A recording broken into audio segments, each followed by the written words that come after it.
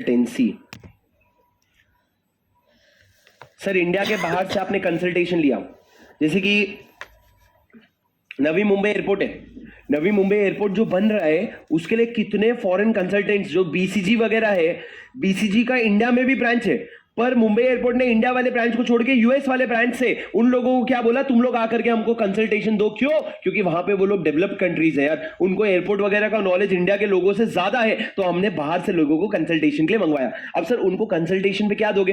Fees. वो fees का limit है क्या? हाँ सर, डिपेंड करता है कंसल्टेंसी किस चीज की है। अगर इंफ्रास्ट्रक्चर प्रोजेक्ट की है तो फीस अलग होगी, अदर कंसल्टेंसी है तो फीस अलग होगी। या थोड़ा सा ऊपर यहां पे लिख लेना प्रोक्योर्ड, नीचे लिख लेना, ऊपर जगह नहीं तो प्रोक्योर्ड फ्रॉम आउटसाइड इंडिया। आपने बाहर से कंसल्टेंसी ली है, इंडिया से नहीं। तो लिमिट क्या है पता है सर?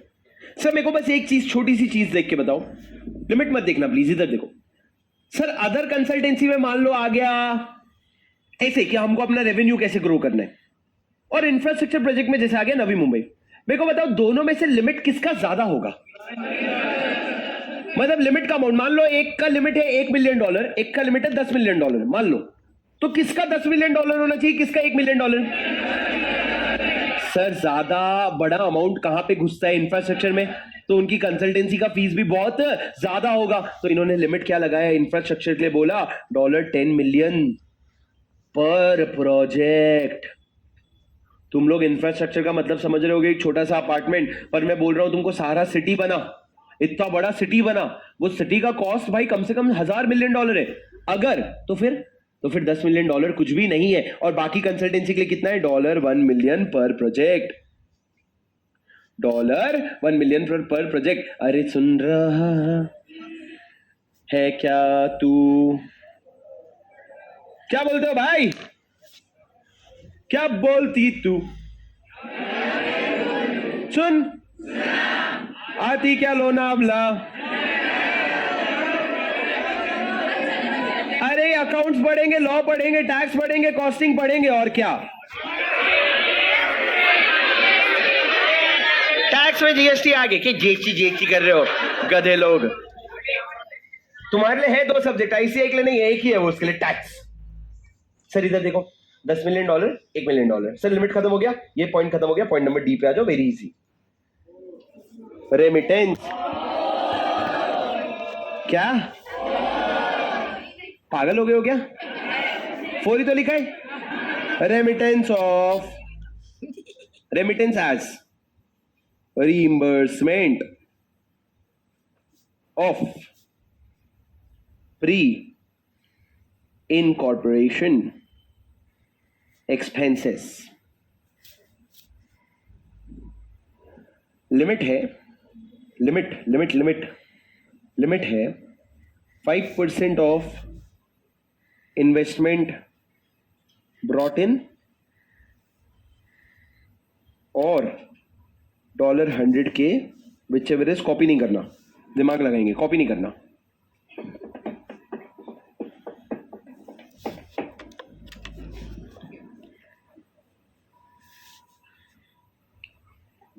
है गर्मी, गर्मी।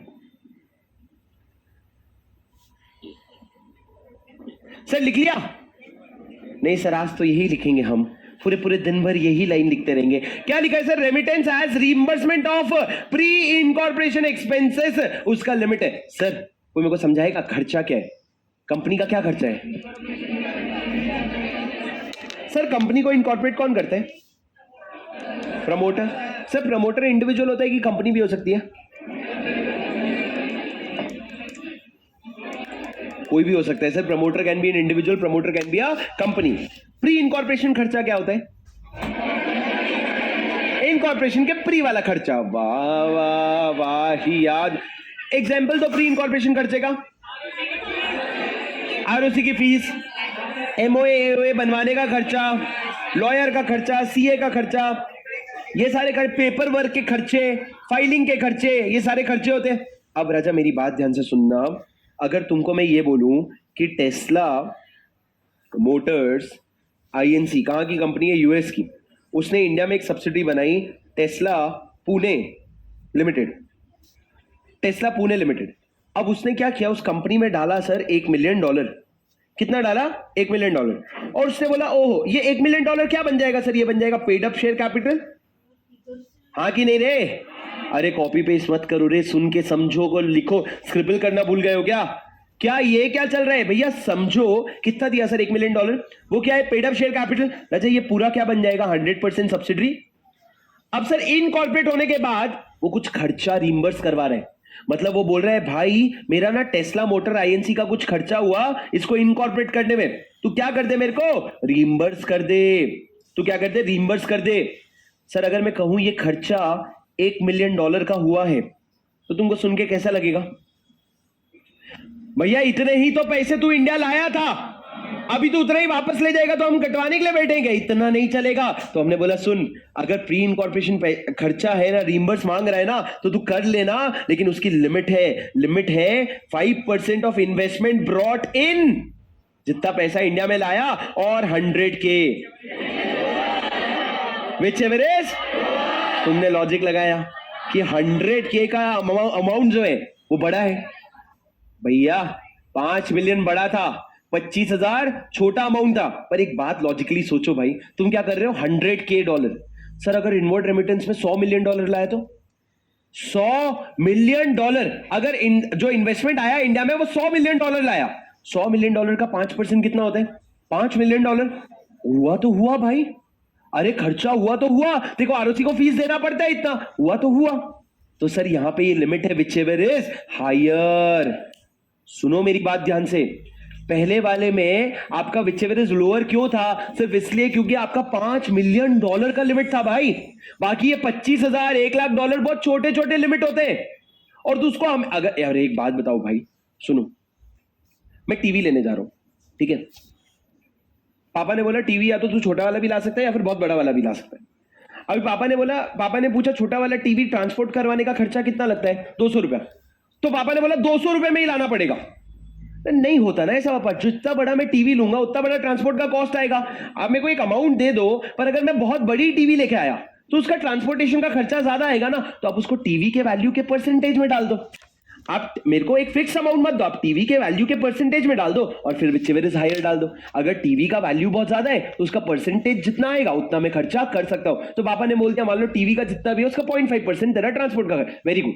अब आपका ₹200 ₹250 उसकी कोई वैल्यू नहीं है, whichever is higher is important. Sir ये कितना भी लॉजिक समझ लो, एग्जाम के एक दिन पहले 1 घंटा 1.5 घंटा पहले देख के आ जाओगे तो याद आएगा, नहीं तो एग्जाम में याद आएगा, समझ रहे हो? घंटा याद नहीं आने वाला। तो इसलिए आपको क्या समझ रहे हैं, पहले वाले में लोअर है, दूसरे और चौथे वाले में हायर है, तीसरे वाले में कोई लोअर हायर का लिमिट नहीं है। सर ये 4 पॉइंट थे, एक बार 4 पॉइंट देखो ढंग से।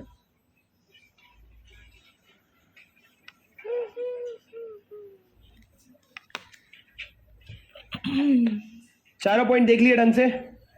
देखो ढंग से, देखो देखो देखो देखो, हाँ देखो देखो। जो लोग नहीं पढ़ रहे, मेरी आपसे रिक्वेस्ट है प्लीज बुक की तरफ देखो, देखो मत देखो इधर उधर देखते हुए।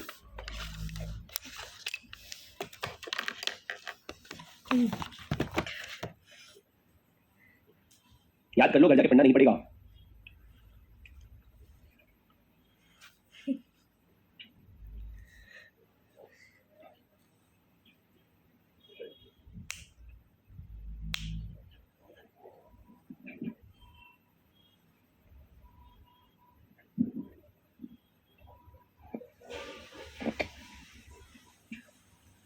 गाइस ऑनलाइन और ऑफलाइन जो बच्चे बैठे हो टेलीग्राम पे अपन लोग एक सेक्शन बनाएंगे जिसमें 2 चीजें नोट करनी है आपको, जिसमें आपकी भी हेल्प लगेगी। क्लास खत्म होने को कुछ ही दिन बचे हैं, तो अभी जो चीजें हमको समेटनी बची है, जैसे रजिस्ट्रेशन ऑफ चार्जेस के कुछ सेक्शन, छोटे छोटे कुछ सेक्शन, वो सारे समेटने का समय है। तो आप लोग वो एक सेक्शन बनाऊंगा जहां पे जो भी हमारा पेंडिंग वर्क है, जैसे हमारा पूरा क्वेश्चन बैंक 100% खत्म होगा, हमारे पूरे सेक्शन 100% खत्म होंगे, तभी क्लास खत्म होगा। पर वो सारी चीजें एक बार रिमाइंड करवाना उस ग्रुप में मेरे को। दूसरा, आप लोगों की कोई भी स्पेशल रिक्वेस्ट है जो रीजनेबल, अनरीजनेबल, सर 150 क्वेश्चन निकाल देते तो मजा आ जाता, अनरीजनेबल, पर तुमको जो भी लगता है रीजनेबल चीज जो हमको 2-3 दिन में करना चाहिए, तो तुमको लोगों से डिस्कस करके लगता है कि भैया हां ये जेन्युइन है, तो मेरे को ग्रुप में डालो। हम हर वो चीज हमेशा क्या होता है, अभी हमने 90% पढ़ाई कर ली, जो भी हमको मेजरली जरूरत थी, पर अभी जो कंप्लीशन है ना, जो फाइनल टच देना है हर चीज को क्लोजर में लाने के लिए, वो करना बहुत जरूरी है। तो वो मेरे को पहले से बता दोगे उस ग्रुप में, उस पोर्शन में, तो उसको लेकर के हम लास्ट के 4-5 दिन उसको कवर करेंगे, खत्म करेंगे, तभी जाके बैच खत्म होगी। पर वो सेक्शन में आजकल मैं बता दूंगा, उसको यूज करके वहां पे अपने इनपुट्स दे देना, अपना डिस्कस करना, लोगों से डिस्कस करके समझना भाई जेन्युइन मेरे को काम आएगा। तो कल कोई बोलेगा सर मेरा शेयर कैपिटल मिस हो गया, एक बार पढ़ा ही तो फिर जो पूरे क्राउड को हेल्प होगा वो मेरे को बताना, वो सारी चीजें अपन लोग करेंगे, ठीक है? अभी सर ये आप लोगों ने लिख लिया, प्लीज आगे लिखो। एक्सेप्शन, एक ऐसे पर्सन, एक्सेप्शन लिख लेना जल्दी। एक्सेप्शन सर लिखो, approval under schedule 2 and 3, under 2 and 3,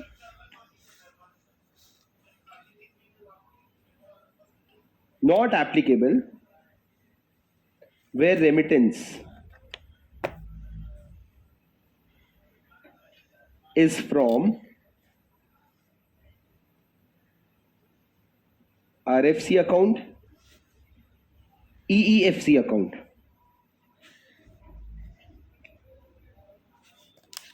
Approval is not required. Approval under section schedule 2 and 3 is not required, not applicable where remittance is from RFC account or schedule EFC account. RFC account लिखो sir, resident FC account, foreign currency account, EFC exchange earner foreign currency account.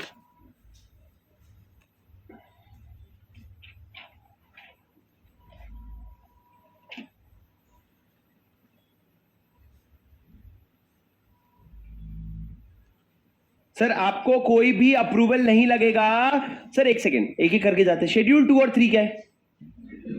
Schedule 2 कहता है अगर तू cultural tour का, advertisement का, freight का, CIF का, transponder का, उसके अलावा जो आपका कंटेनर डिटेंशन चार्जेस है, P&I क्लब का, और उसके अलावा स्पोर्ट्स बॉडी का कोई प्राइज वगैरह देने का, ये सारा जो खर्चा कर रहे हैं देखो रिस्पेक्टिव मिनिस्ट्री का अप्रूवल लेना पड़ेगा।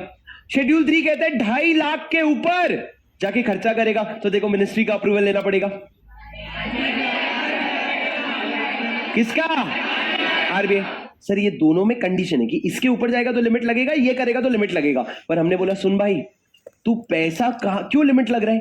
क्योंकि तूने इंडिया में बैंक में गया, तू डॉलर मांगा और तू पैसा दे रहा है तो देखो अप्रूवल लगेगा।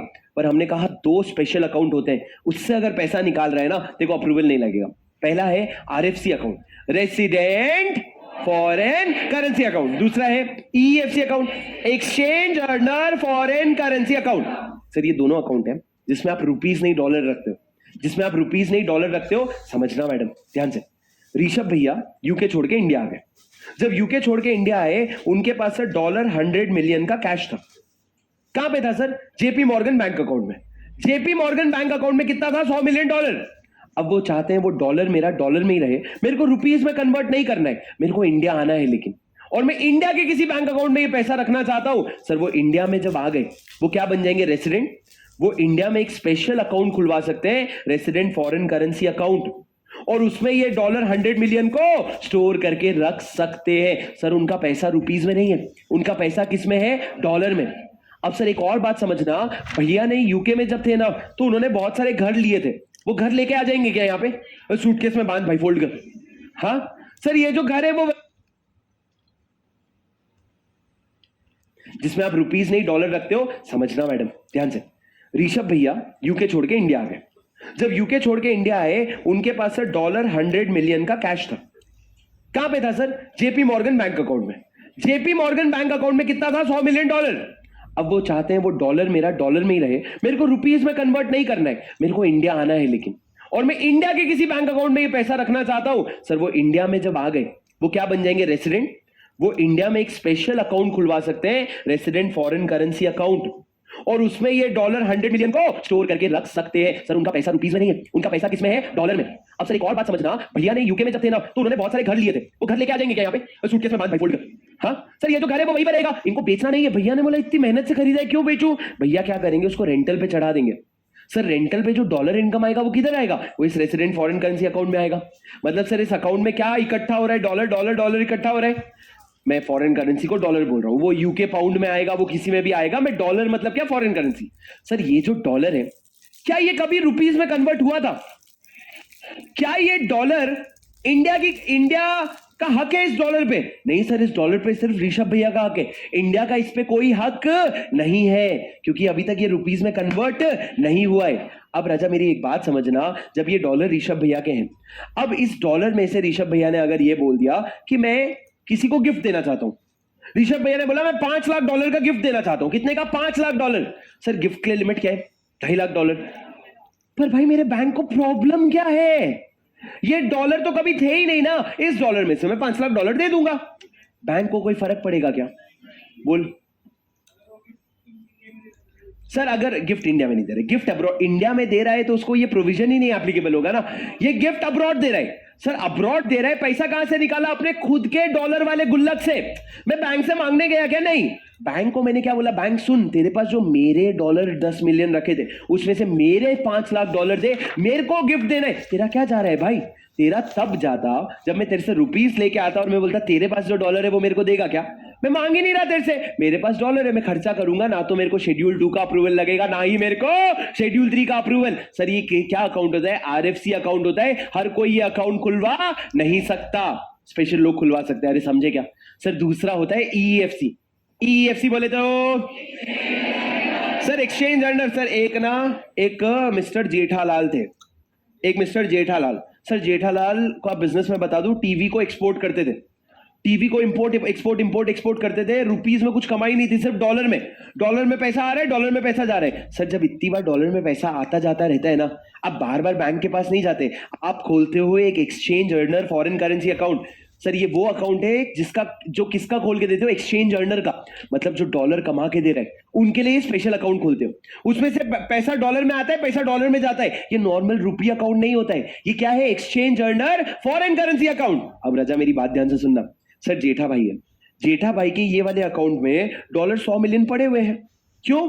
इन्होंने एक्सपोर्ट करके इतना कमाया कि डॉलर 100 मिलियन पड़े हुए, इसमें से इनको 5 लाख डॉलर गिफ्ट देना है। किसी को क्यों प्रॉब्लम है भाई? ये डॉलर्स किसके हैं? जेठालाल के। इसमें बैंक से तो हम कुछ भी नहीं मांग रहे ना, तो आपको बिल्कुल भी शेड्यूल 2 और 3 का अप्रूवल नहीं लगेगा। अरे सुन रहे हो क्या तुम?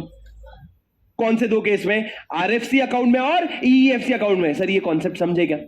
क्योंकि अब एक्सेप्शन आएगा। पहला एक्सेप्शन क्या है? अगर इन दोनों अकाउंट से पैसा मांग के आप शेड्यूल 2 या सर शेड्यूल 1 वाला खर्चा किए तो आपका अप्रूवल, हाँ आरबीआई का नहीं लगेगा, सीजी का अप्रूवल आपको। शेड्यूल 1 वाला खर्चा प्रोहिबिटेड है, तू किधर से भी निकाल के दे दे, वो तेरे को अलाउड नहीं है। पर शेड्यूल 2 और 3 में अप्रूवल के साथ कर सकते हो। पर अगर तू रेसिडेंट फॉरेन करेंसी अकाउंट या exchange earner foreign currency account, मैं एक बार फिर से बोलूंगा फिर तुम बोलोगे, रेसिडेंट फॉरेन करेंसी अकाउंट या exchange earner foreign currency account, कौन सा अकाउंट? इन दोनों में से कहीं से भी पैसा निकाल रहे हो ना, आपको अप्रूवल का प्रोविजन नहीं लगेगा। लिखो एक्सेप्शन। किसका? ईईएफसी का। लिखो exception, except remittance for membership of dash club, bracket में लिखो शेड्यूल डैश, और दूसरी तरफ लिखो कमीशन ऑन सेल और प्री इनकॉर्पोरेशन एक्सपेंस एज पर शेड्यूल डैश।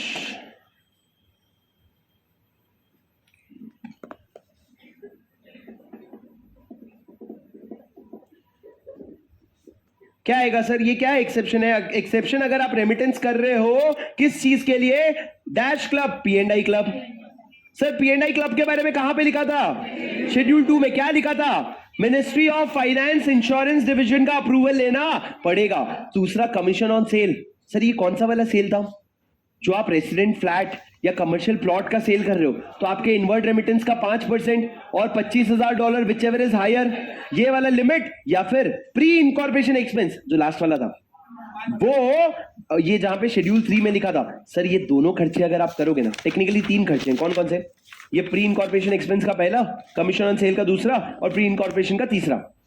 सर ये पी&आई क्लब का पहला, ये दूसरा, ये तीसरा। सर ये 3 खर्चे अगर आप ईएफसी से करोगे ना, कहां से करोगे?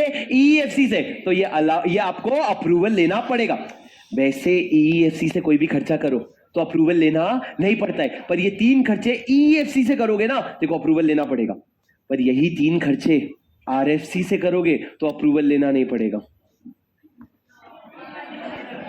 इधर देखो, नॉर्मल बैंक अकाउंट, एक सेकंड कैमरा के बारे में, normal bank account, RFC account, EFC account. Normal bank account schedule 2-3 पूरा अप्रूवल लेना पड़ेगा। आरएफसी शेड्यूल 2-3 किधर भी अप्रूवल लेना नहीं पड़ेगा। ईएफसी शेड्यूल 2-3 किधर भी अप्रूवल लेना नहीं पड़ेगा। पर अगर पी&आई क्लब वाला, कमीशन वाला, प्री इनकॉर्पोरेशन एक्सपेंस वाला खर्चा कर रहा है ना, तो इसमें अप्रूवल ले लेना। मतलब सर आरएफसी को सारा एक्सेप्शन लग जाता है, पर ईएफसी को सारा नहीं लगता। तीन का प्रॉब्लम है, 3 में आपको अप्रूवल लेना पड़ेगा। लॉजिकली सोचो ना यार, मैं एक्सचेंज अर्नर हूं जेठा भाई, मैं इंपोर्ट एक्सपोर्ट करता हूं, मैं पैसा कमाता हूं, सही है।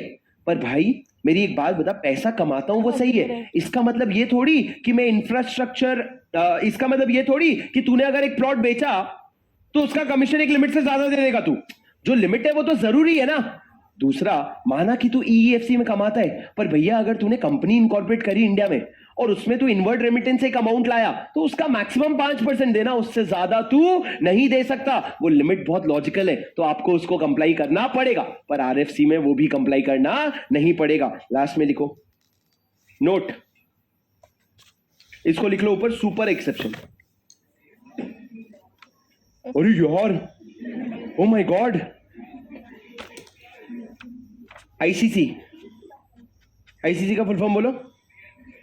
International cricket council. लिखो international credit card, international credit card, ICC can be used by a person on visit abroad without, WO मतलब विदाउट होता है, ऑनलाइन वालों, WO without any limit, that is schedule 3 not applicable. क्या बात कर रहे हो?